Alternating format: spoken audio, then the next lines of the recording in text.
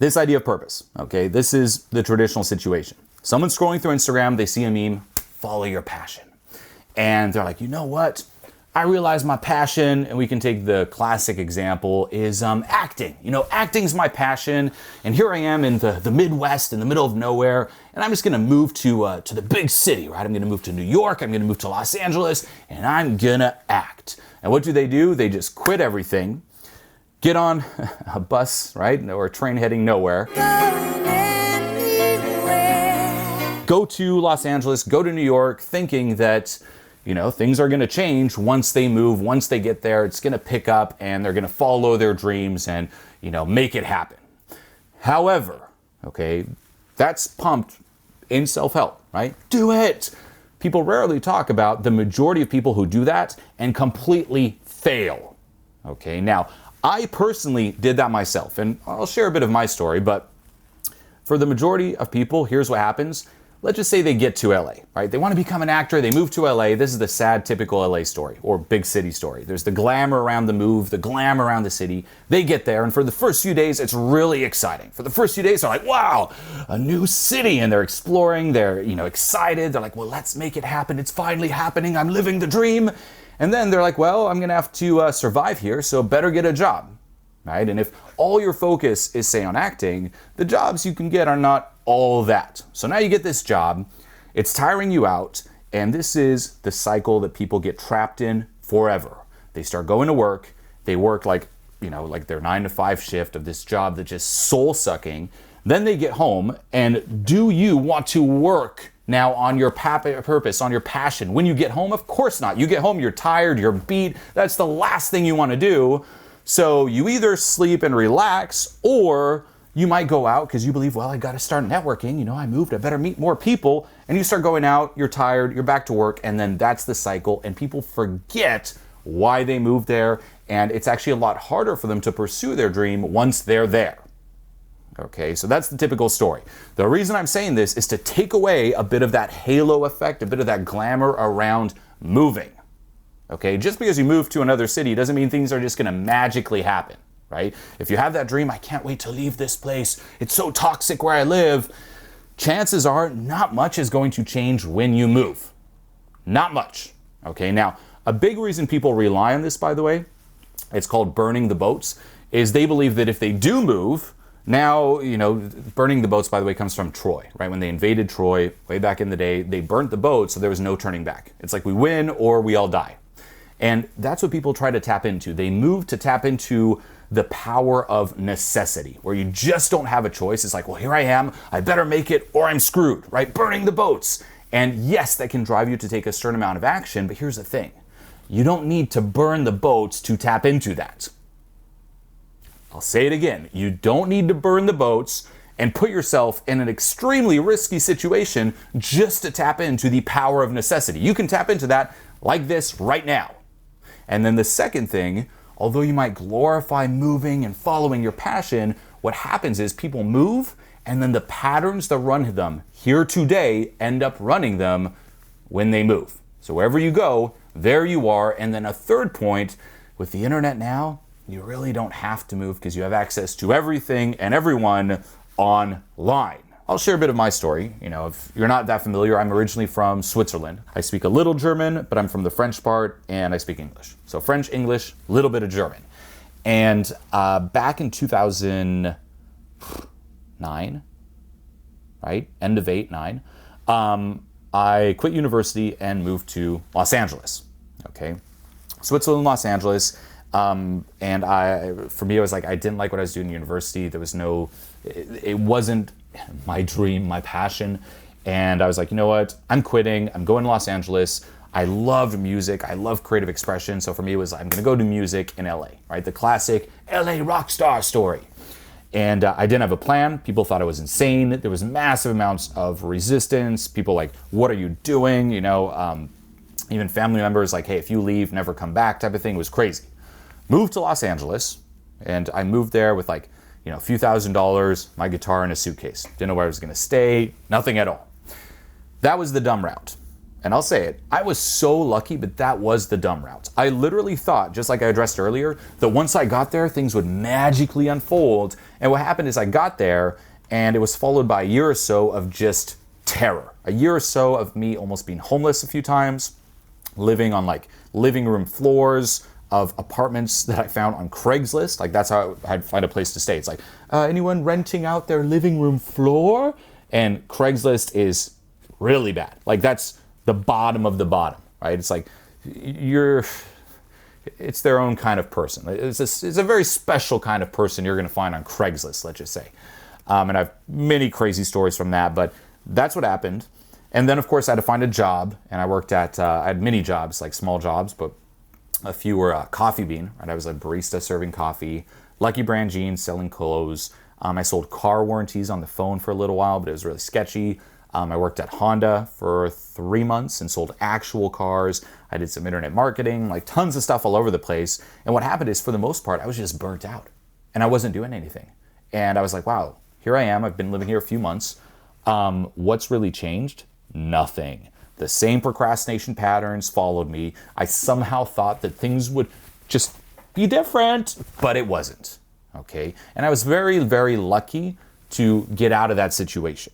Okay, now I went in there with the intention of music. And this is why I say, when I say don't be too myopic when it comes to your purpose, meaning you might say, I want to be an actor, but only this type of actor. Zoom out. What's the ultimate payoff that you get, right? If I was just music, music, music, I would miss out on so much. What would I miss out on? What I'm doing now, right? It was music, but then I also loved socializing, teaching, helping people. And, there was an opportunity in that career just blossomed. But if you think about it, what am I doing here? It's the exact same thing as music, right? The live events, that's like the concert, right? The videos that I record, that's like recording the songs. And the content is the creative side of explaining something in the most efficient way ever. It fulfills this need. It's the exact same thing. It's the reason I moved to Los Angeles, was to do something exactly like that. So don't be too myopic. Find the payoff beneath the payoff and see if you can get creative, and there might be other avenues that fulfill that. Okay? And with purpose too, or your dreams, don't think that it's only things that are creative and out there and artistic. No. Your purpose could be sitting behind a computer all day crunching numbers. It could be finance. It could be math, right? It could just be I don't know, like doing something very quote unquote mundane from most people's perspective. The reason we all think a purpose is something super crazy and creative is because the only people talking about purpose are creative people. All right, you go on YouTube, all the people making videos on YouTube are more on the creative side. So of course, when they tell you about their purpose, including me, it's like, well, my purpose was this creative thing. And you're like, well, what if my purpose isn't that? Your purpose could be anything. Okay, I have a friend who loves just finance. That's his purpose. That's all he talks about. If he could just lock himself in his room all day and just like a little hotel room and just work numbers on his computer 24/7, he would be the happiest person in the world. That's his purpose. But again, he doesn't make YouTube videos. So you're not going to see him go on YouTube and be like, my purpose is running numbers all day. Okay, you won't hear that. So keep it in mind. It doesn't just have to be creative, be smart, and your purpose usually is linked to something that you've done before. If you think it's, actually, this is my dream, and you've never done it or never even ventured in that direction, you're just kidding yourself. Okay, no. If it's something that you really love, you've done it before, or it's linked to something that you've done before. Okay, and this here can also be a really good tool. I teach clients this. It's part of a 3-step model. But if you look at your past, there's so much gold there. Okay, you can do a past audit and look at what you've tried, didn't do, liked, didn't like, and that will create a boundary in terms of what to do next, right? Instead of, well, what is my dream and passion and purpose? And it could just be anything. You're like, I'm just going to try a bunch of things and see. No. Boundaries. Based on your past, I've tried this, I didn't like it. So that eliminates this. You eliminate options by doing so, and it becomes narrower, and you can kind of try new things within those boundaries. If you don't enjoy the beginning, your humble beginnings, it's not for you. That's not your purpose. You won't enjoy the glory. If you don't enjoy the humble beginnings, going through it all, you're not going to enjoy it when it gets glorious. Okay, that's just some more validation or money or whatever. That's not going to make it better. Okay, you should ride or die for what it is that you love. And interestingly enough, when I moved to LA, as I said, a lot of luck, but that was one pact I made with myself. I'm like, you know what? I'm going to move. I'm going to make this happen. And worst case, I might end up homeless for the rest of my life. And I was okay with that. I'm like, I would rather be homeless doing something that I love than the opposite. Ride or die.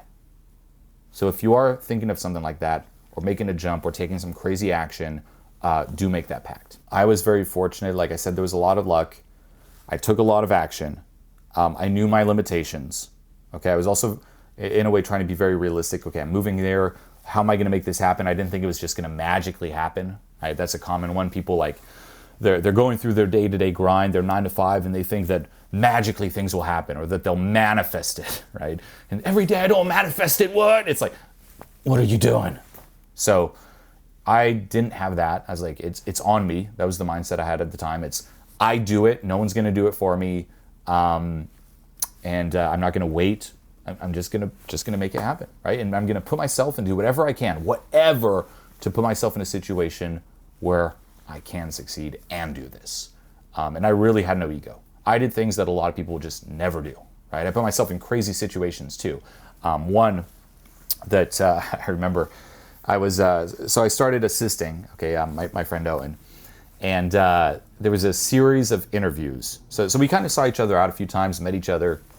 We liked each other, we thought alike, but when it came to actually working with him, there was a series of interviews, and it was 4 interviews. And then the final interview, if you want a fun little story, it was me and this other guy. And this other guy was closer friends with some other people in the company. So he already had a foot in the door. Me, I was just this person who, they saw me out a few times, chatted here and there, and that was it. Okay. So he already had a foot in the door. People in the company were vouching for this guy, and he was there. Okay. So it was just us 2 final interviews. And I remember, how to say, they interviewed him. So there's 2 things. They interviewed him first. Okay. So he was being interviewed first. And during that time, instead of me just sitting there waiting, I remember I got up and just started talking to people, having a blast. So again, I was taking action. I looked really cool. So I did that. But then the other thing is I just went all in, where during the interview, I remember it's like, well, you know what? Everything looks great. The only thing is you need a car. And I didn't have a car. At the time I was broke. I had a couple hundred or maybe $300 in my bank account. That was it. No car, living on the living room floor of this guy on Craigslist. And it's like, so do you have a car? And I'm like, yep. And I didn't, but I said yes. Most people wouldn't. And I just went all in. And I did whatever it took to find, it was like $2,000 to buy this terrible, cheap car. Can you guess where from? Craigslist as well. And it was a lemon, and the engine it was just terrible, but I got a car. And I started that job minus $2,000, like $2,000 in debt. Most people never do that, right? So it also showed, and that's actually what got me ahead of the other guy. It's like, wow, this guy's serious. He is all in. And not only am I all in, but like, I did whatever it took, right? Most people are like, oh, no car, sorry. Not me. You can see it has like strange rust stains on the front, and actually, yo, what's that? Like trash. Body Factory. What do you have to say for yourself? That's what you have to say for yourself. A random metal bar.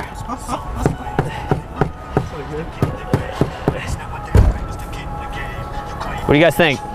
Yo, whoever can guess correctly what this metal bar is for will get I don't know, a personal email from Julien. I was like 100. That's so cool, dude. Imagine. So keep that in mind. If you are going to pursue your dreams, do it in a smart way. Remember, your limitations follow you. Do the work now. It's much easier to do it now. Let go of those limitations, unlock that power that you usually get when necessity kicks in, and make sure that you're dead serious on it. And no ego. Absolutely no ego. Do whatever. Just because it's your purpose doesn't mean that it's this magic pill where you feel great and amazing all the time. Okay, there are days where you get frustrated on your purpose. There's days where you're like, I just want to do this today. I don't want to do it sometimes. People think I come here and I'm like, here we go. There's times I'm like, yeah, I'm good. Fine, I'll do it. Like, I'm not always motivated, so to say. I don't always have great days. However, this is the key. If you gave me the option of having a bad day doing something that I love, that's option 1. Bad day doing something you love. Option 2, good day doing something you don't like. I would always pick the bad day. I would much rather have a bad day doing something I love than a good day doing something I don't love. Okay?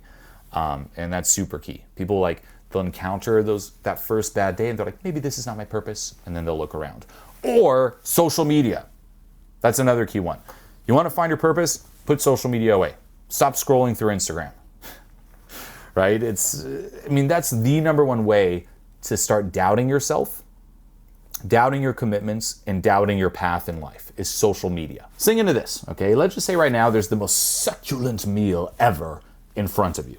Okay, whatever that is. It could be like a steak. If you're vegetarian, it could be like a leaf, right? Just think of the most beautiful leaf and you're like, oh, and that leaf's on the plate and it's there in front of you, a succulent leaf. It's there in front of you. And you're super excited, you're ready to dig in, and as you start eating it, right? First bite's amazing, but as you start eating it, imagine a screen pops up in front of you. And on that screen, there's like this slide of all these photos of other dishes, right? Once more, if you're vegan, of other leaves, of other dishes, like professional photos where it just looks amazing. No matter what you're eating in front of you, guaranteed, seeing pictures of other dishes, of other food that's not in front of you is going to ruin the experience. Maybe not ruin it completely, but it's definitely going to take a lot of the joy out of it. Because you're going to be eating that, like, this is great. And then, actually, I want that. Oh, I want that. Ugh, and I'm eating this. Wait, which one's the best? What's better? What? That's social media. This is my purpose. Wait, Jen's doing this? Should I be doing that? Tom's doing this? Wait, which one? Second guessing yourself, stuck. Like, this program is such a game changer. The way everything's structured and the material, it's been already, even for me, I'm noticing a crazy change in the way that my whole life's like playing out. What you put together is just incredible. There's nothing like that. I've just jumped like a million levels. It's just been a complete 180 for my experience of existing. That's awesome. It's just been so huge in terms of so many of the things I'm finally understanding and realizing and epiphanies I'm having. What you do is a huge inspiration to me, and I think it's one of the most beautiful things you can give to another human in this entire world. You saved my life, man. I'm telling you, this is real, man. Sometimes all it takes is just one person who believes in you. Find people who are where you are in life and model them, work with them. I would not be here if I didn't have people who held me accountable. Wow. I just felt a click and things are changing. This program was just top notch. Seriously, like, this is a masterpiece. This is perfect. Everything, the way it's set up, the live calls, like all the support from the coaches is incredible. It's been nuts. I just had my tears of joy. This was the best decisions I ever made. Thank you for creating something wonderful like this. This program was phenomenal. This program was amazing. This program has definitely changed my life. I know for a fact I'm in the right place. This is exactly what I was expecting from the program. It's been spectacular. I feel really lucky to have found you. Thank you so much, Julien. It's worth every dollar.